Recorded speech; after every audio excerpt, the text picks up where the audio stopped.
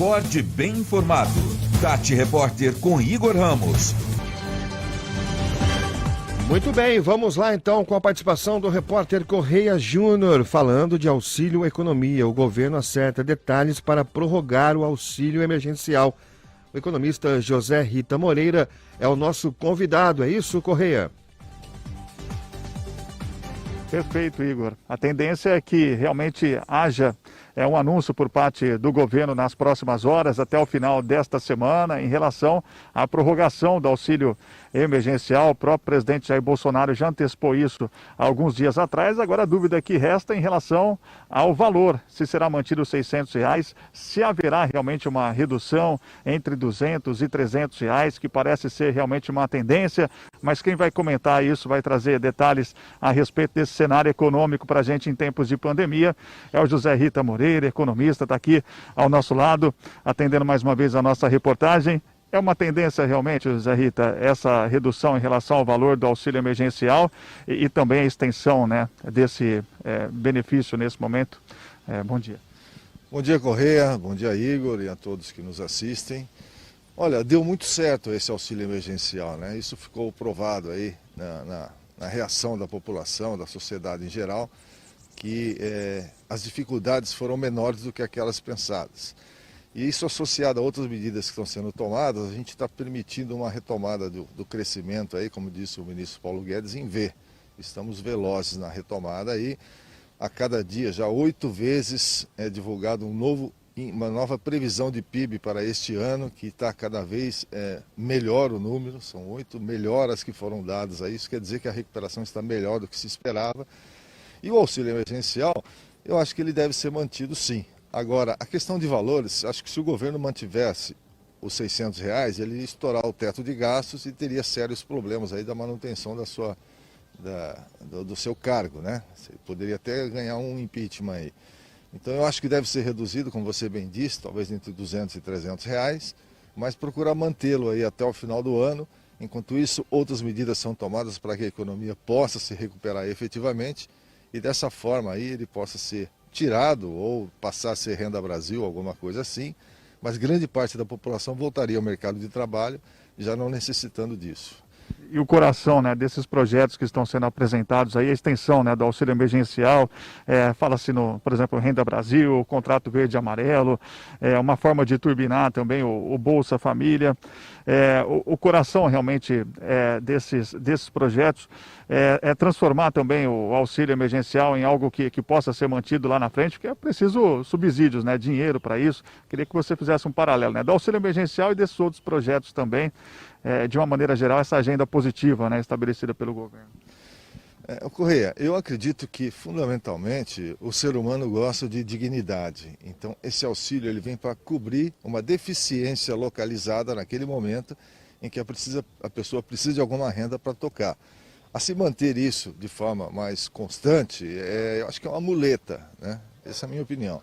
A muleta que vai se mantendo. O ideal é que essas pessoas voltem ao mercado de trabalho, voltem a produzir, ter o seu próprio salário, não dependa de recursos do governo e vai se mantendo. Então uma pequena parcela ainda vai depender disso, né? Então na medida que isso seja mantido, eu acho que sim, mas eu gostaria que fosse algo momentâneo, provisório, não definitivo, tá? Pelo menos para grande parte da população, porque esse pessoal vai voltar para o mercado de trabalho, vai produzir, vai ter salário e assim vai. E a questão de reserva para esse tipo de coisa, né? Como já tivemos gastos aí de aproximadamente 700 bilhões só com a pandemia, tá? O governo tem obrigações aí de teto de gastos, de orçamento do ano que vem, e ele não pode extrapolar esse tipo de coisa. Então, na medida que ele procura fazer algo mais para sociedade, um benefício maior para a sociedade, ele está impedido por questões legais aí de fazê-lo, porque ele pode ter um impeachment, tá? Então, eu acho que outras fontes de rendas devem ser trabalhadas aí nesse sentido. Está sendo estudada a reforma tributária, não que a reforma vá aumentar os impostos que se pagam, mas vai melhorar a qualidade dessa distribuição, a justiça disso tudo. E as exportações vão muito bem, isso tem gerado recursos também para o Brasil.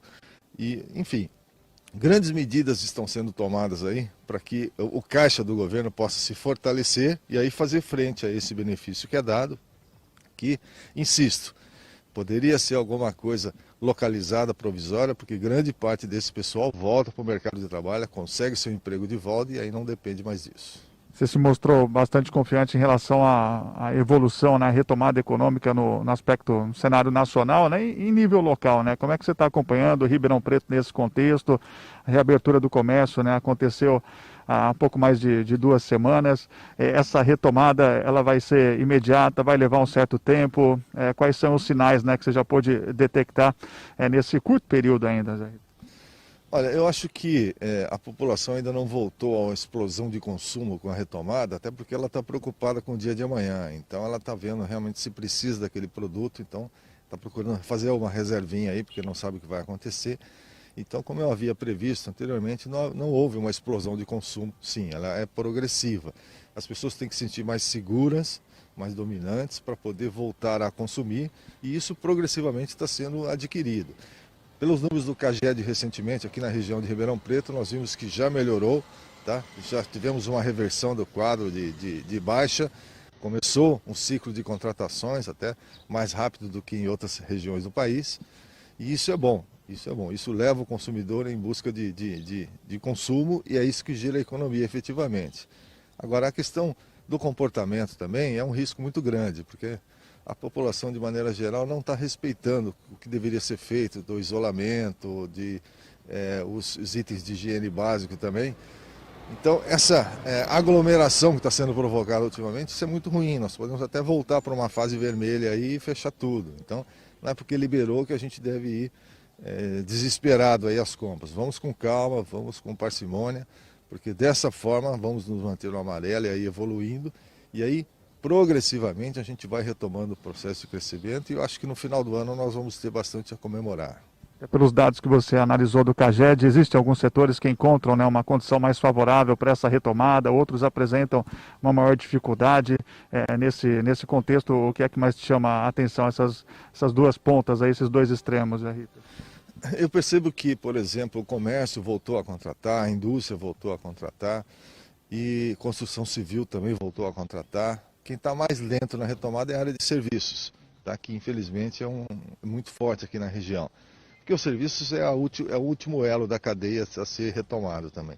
Mas está indo, devagar, mas está indo. Então, acredito que já no próximo mês os números do CAGED vão mostrar também um avanço nessa área de serviços. Enfim, dessa maneira, todos os setores vão sendo retomados, né? Então, aqueles que conseguiram se manter abertos durante a pandemia e agora no processo de retomada estão tendo fôlego para tocar isso, esses vão se dar bem. E recentemente agora também tem uma nova linha de crédito do Pronamp, do governo federal, para profissionais autônomos liberais de até R$100 mil, com juros de 5% ao ano, mais Selic de 2%, dá 7% ao ano. Tá? Isso com 8 meses de carência, ainda você tem 36 meses para pagar, que é uma forma também de ajudar esse público especificamente, que ainda não tinha sido atendido em nenhum dos programas. Ele acaba de ser feito agora também. E isso é mais uma força, porque nós temos muitos profissionais liberais aqui em Ribeirão Preto. Rita, só para finalizar da minha parte, a questão política, né? A questão eleitoral, que peso tem nesse cenário de ampliação de alguns programas, de fortalecimento de outros, criação de outros também, nesse cenário que a gente está acompanhando, está observando. A gente viu um crescimento, por exemplo, da popularidade do presidente na região nordeste do país, né? Muitos até avaliam que existe uma ligação, né, com a questão do auxílio emergencial. Agora a prorrogação desse projeto, desse benefício, o presidente parece que gostou dessa ideia. Eu acho o seguinte, independente de quem é o presidente, independente de questões políticas, se algumas medidas são lançadas como ensaio para a população, para ver se tem aderência, para ver se dá o resultado adequado que se espera, e se percebe que os benefícios são maiores até do que se esperava, qualquer governante procuraria mantê-lo para poder realmente garantir o nível de sustentação legal para a população que mais precisa, e dessa forma também ir buscando novamente, estando preparada para voltar ao mercado de trabalho. Tá? Eu acho que talvez essa questão eleitoral seja uma consequência, tá? Na minha opinião, não é o objetivo principal, mas é uma consequência. Talvez medidas bem tomadas e com repercussão muito positivas refletem em um maior apoio de aceitação aí do presidente, mas na minha opinião isso não foi a origem, isso foi uma consequência. Obrigado, viu, Zé Rita, pela participação, pela atenção de sempre, né? Trazendo um panorama de toda essa situação que envolve o cenário econômico em tempos de pandemia, retomada do comércio que aconteceu há mais de 14 dias em Ribeirão Preto e também toda essa expectativa, né, Igor, voltada aí para a extensão do auxílio emergencial, qual será o valor desse auxílio aí nos próximos meses, uma tendência que haja essa variação de R$200 a R$300, como explicou para a gente o José Rita Moreira.